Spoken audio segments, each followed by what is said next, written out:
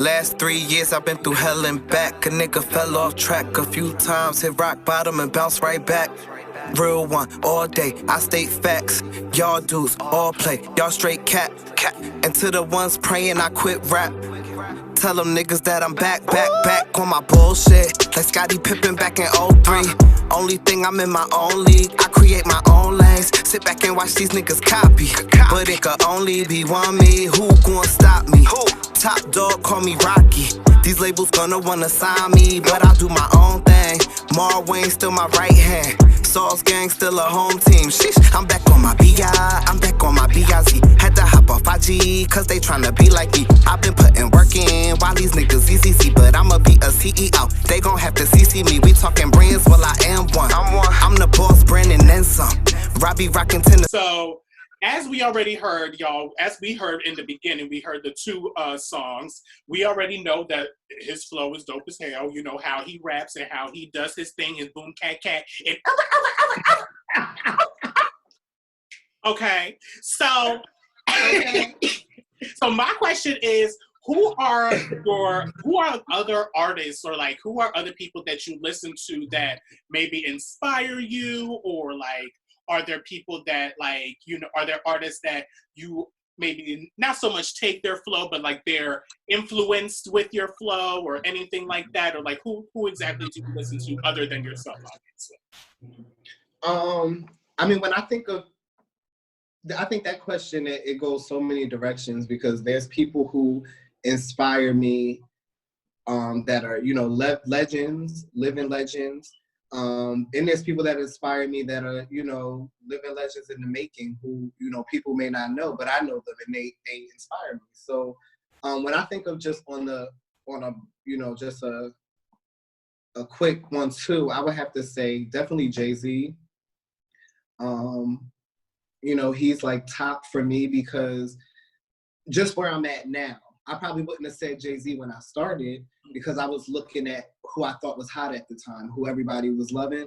But when I think of where I'm at now and who I've always pretty much silently admired, was him, because he took it, he took his love for the music and took him out of the circumstances that he was in. And he's able to do that for millions because he's such a mogul now. So I would say him. I would definitely say Nicki Minaj. When it comes to rap, Nicki Minaj definitely, she didn't inspire me, because she's inspired by a lot of other people I'm inspired by, like Missy Elliott, Busta Rhymes, Jay-Z, as I mentioned, people who are Cameron, people who are always animated and still gave you flows. Mm-hmm. But she's the one who I knew it was okay, because I had so many raps in the cut, and my voice was, she going through puberty at the time, and my voice was sounding really crazy. And I'm like, I want to rap. And when I remember when I was hearing her rap, I'm like, and people were loving it, and it was still like, you know, I'm like, yeah, I can do it. So definitely Nicki. I would definitely say like Kendrick inspires me lyrically, and when it comes to lyrical content. You know, he's one of the new ones who definitely inspire me, because he's an artist and an audio artist. Like, his sound and the way he plays in the studio is amazing, and his flows is amazing, and he's talking about real shit. He ain't just mumbling or talking gibberish. So yeah, those are like the newbies, or not the newbies, but of our generation. And then obviously Pac and Big. You know, everybody. If you're hip hop, you love them. Snoop, the whole West Coast, all of them. Like, I listen to that when I'm in my hip hop bag. And then people who people may not know of, Oliver Wolf. You know, he definitely inspires me. I think he's dope. He's very hip hop. Ty Mitch definitely inspires me as an artist and a writer. His pen is mean. Party Michael is just a artist. He's all around. He can come in and feature, and he can put your project together. Joe College, very lyrical. He's in a pocket that I don't think anybody else in rap is in. So he's dope. It's a lot of people. I'm just inspired, like, and that's the thing too. 2020 is about exuding love. It's so much negativity in general that if you gotta exude love and receive love. Right. So I sat back for a good few months and just was inspired by and like actual energy that I can take in, not through social media. I wasn't on social media. And then once I got on, I would chill, I was just peeping for a little bit, and I was just inspired by whatever, like I just received everyone differently. That's good. So let's talk about just 2 songs. So the first song that I want to talk about is this song that's right here on the TV, the 2020 side. So I guess you were saying, you were explaining to me that there is a side A and a side B. So I had a question about the side A of the song, the 2020. So I actually laughed at a certain line that you said, because I didn't like, bust out laughing, but, it made me chuckle a little bit, because you had said, might pull up to a show, but I don't mingle with folks. Get to the bag, I go. Because, I actually remember, like, going to your shows, and literally that's all we fucking did. Like, we never stayed. You always used to be like, listen, okay, so I got this show, we only gonna be here for, I'm just gonna perform and then we out, okay? We may stay there for a few minutes and then sometimes you just, if you gotta do what you gotta do. You gotta. So my question actually is, why exactly do you feel that way? And do you feel that you may want to maybe do things differently now as you're growing as an artist? Yes. So I was going to say, I actually don't feel that way. I feel, for me, the most important thing in this stage of my career is networking. Okay. And finding my audience, my target audience. So to do either of the latter, to network with like-minded individuals who are doing the same thing, and to gain support and find an audience that actually fucks with me, right, I have to mingle with folks, So that was actually shading myself, in a way, because 2020, so the song 2020 is also about, it was supposed to be released on New Year, so it was like a New Year, New Me vibe, right? And it was me having a moment where I'm like, why am I not further in my career? Or why am I not being received in a way that I feel like I should be, when I know who I am and I know what I do?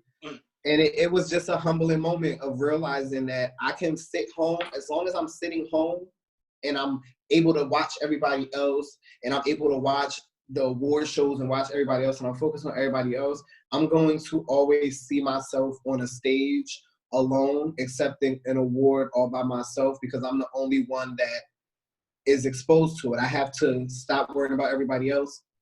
And Beyonce's not sitting home watching anybody else. She support who she support, but she's always probably in her bag.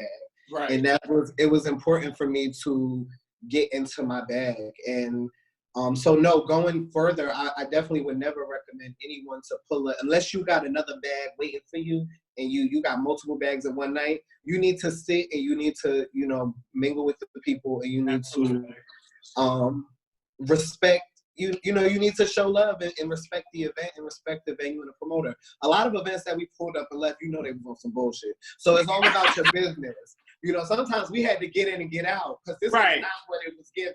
Now, what I would say, now my other question, as just to follow up on that, now, do you feel that you didn't also stay, was it like maybe a sense of nervousness that you didn't really want to meet new people or network with them? Or like, was it just something like in your mind that you were just, like you said, just shading yourself? Like, was it like kind of like a fear factor that you had, that you actually had to go through, and then now like you're kind of like overcoming it, and now you are more comfortable with meeting and talking with people? Because I know for myself, even with going out with you and going to your shows, there were times that I knew people like at your shows. Like, you know, I've told you that I've knew like people that were from the show The Come Up and this and that, the third. But because of the fact that I had that fear, and because half of the time I was drunk as hell, I couldn't really talk, and I couldn't really you know, express myself the way that I wanted to. So did you also maybe have those maybe type of factors, or like was it something completely different? It was definitely a combination of all of the above. It was nerves. So at times, if you know the show did not go how I wanted, you know, let's get out of here. Or if niggas was just too lit, you know, we weren't in the mind to think we need to rub elbows with some of these folks in this place. Right. It was we turned up. This is whack. Like when, like you know. So it's part of the process. Like it's part of it. So in 2020, like it was definitely not me suggesting to not to go somewhere and feel like I'm here just to perform and go. That definitely wasn't the gesture. The gesture was throwing shade at ways that I did move, but also saying that going in 2020, I want to be on some shit where I'm getting the bag and going because I got another bag. Like I have multiple bags and multiple streams of income waiting. So that's really like the gist of it. That's perfect.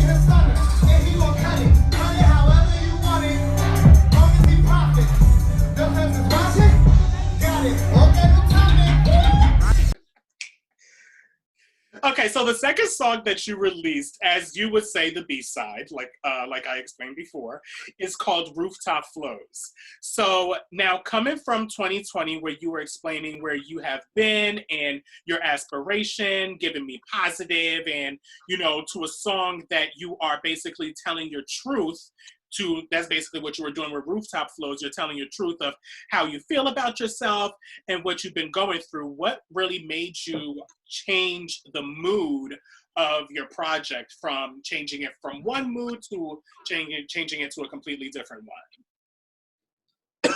Oh, excuse me. Dang.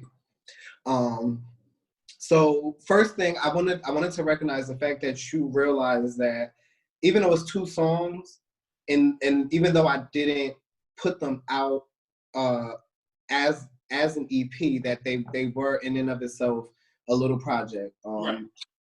So, you know, obviously 2020 is the A side. That's the, you know, the single. I'm praying to be able to, you know, creatively conduct a video for it before the summer, and before Real One, you know, starts to move. But I also Real One is had the album that you are going to be releasing. That's the name of your album. Real One is the album. Okay. Yeah.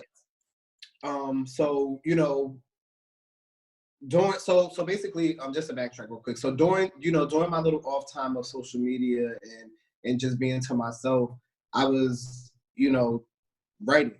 Like that's all I was doing, is I was, you know, coming into, you know, contact with the right beats and the right vibes, and I was just writing. And I was also going through life and going through relationship and going through personal things and certain things. So some of the records that I was writing were, you know, a little more heavy. So Rooftop Flows actually came from, I was writing, you know, just thoughts down and stuff. And I was writing, you know, a verse. So I had like a structure of how I wanted to do it if I put it to a song. And then I heard the beat to Rooftop Flows, the piano, and I just was just sitting one day and just started rapping. And then I would come in with, you know, one of my thoughts that I had written down, and then I would keep rapping, and it made a song. And then the piano, so it comes in a piano beat, you know, Right. piano. And then it's like and then the producer, the engineer actually asked me, did I want him to, you know, raise the track? I'm like, I want it just how it is. I want everything to be drowned out, because when you listen to it, I want you to feel like you're drowned out. Because if you are in that state, you know, sometimes you have to drown everything out and just listen to yourself, and then come back in, especially if you're, you know, in a depressive state. You're you know, battling depression, or you have a moment of depression.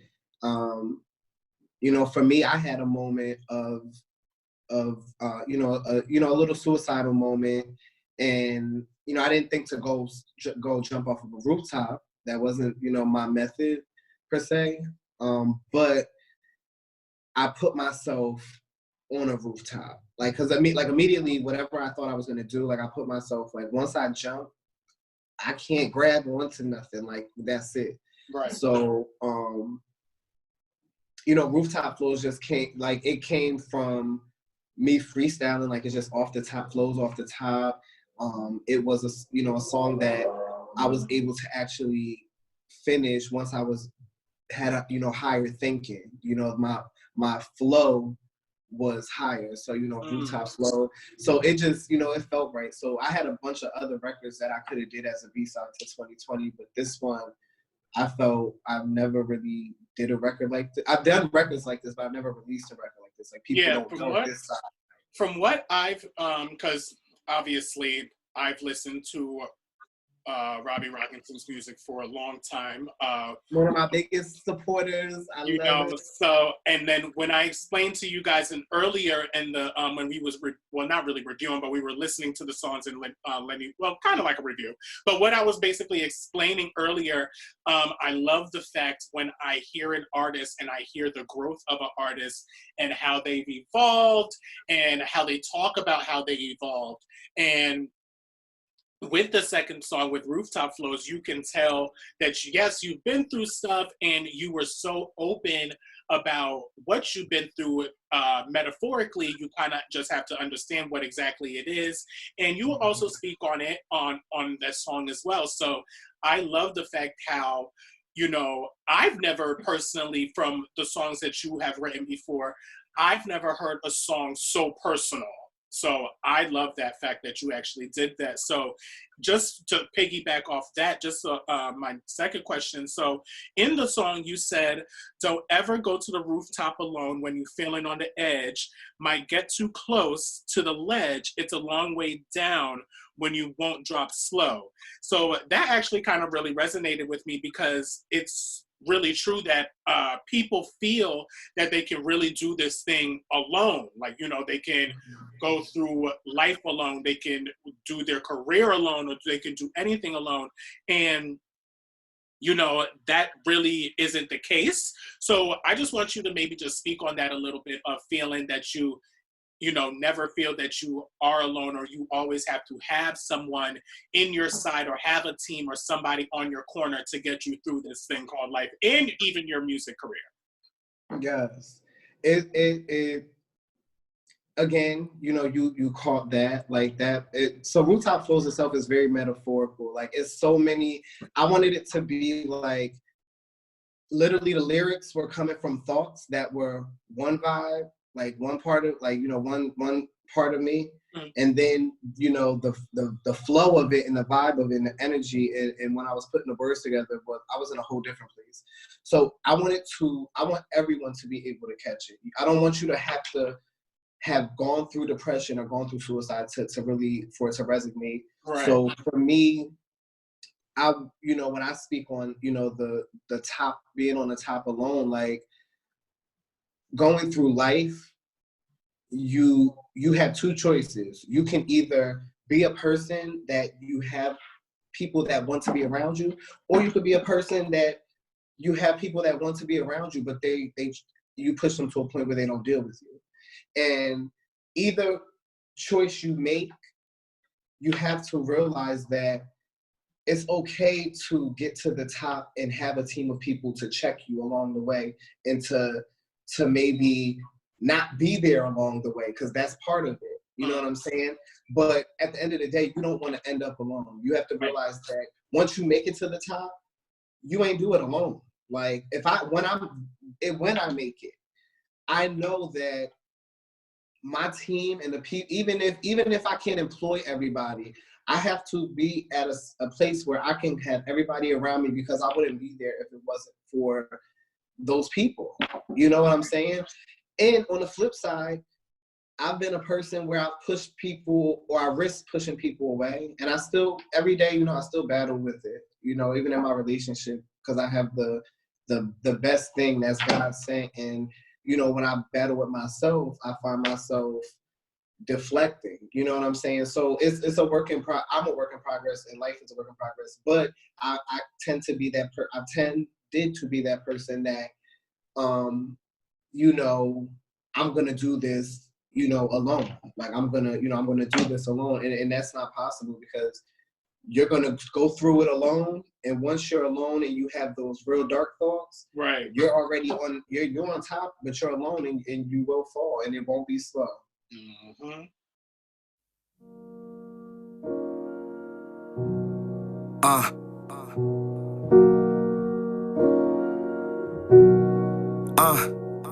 Lately, I've been having conversations with myself. Had to make some major observations of myself. Am I wasting myself or just patiently waiting for myself? Or anxiously waiting to go to hell? Cause all my life I sin.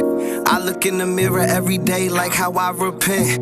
All this shit I did, fucked up life I live. It don't make sense, I'm a hot mess, but still I'm blessed. My conscience been killing me softly. Can't digest all of this stress. One hand on my chest, where is my heartbeat down? I feel like I keep falling down. I feel like I'm being followed.